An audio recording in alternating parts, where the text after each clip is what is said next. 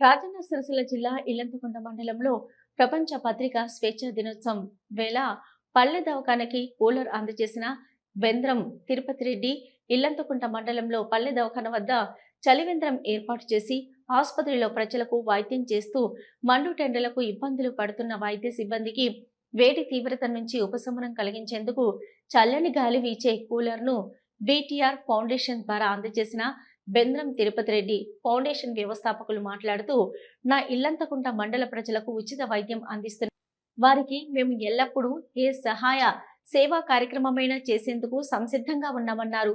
గౌరవ ఎమ్మెల్యే గారు 50 పడకల ఆసుపత్రి నిర్మాణం పనులు మొదలు పెట్టేలా చర్యలు తీసుకోవాలని కోరుతున్నామన్నారు.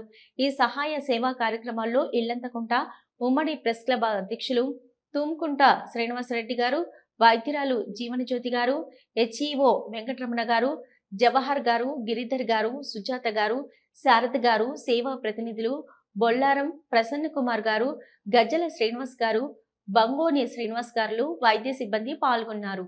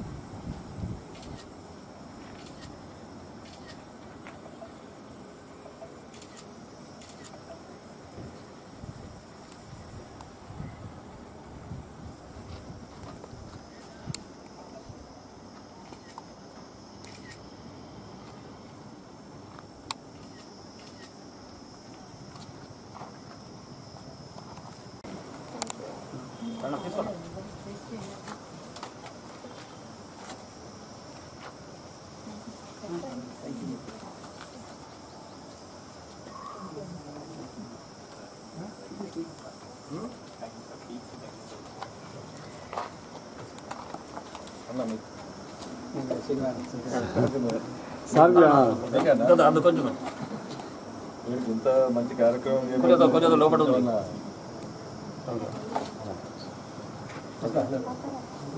सलीम भाई हाँ मेरे बाद में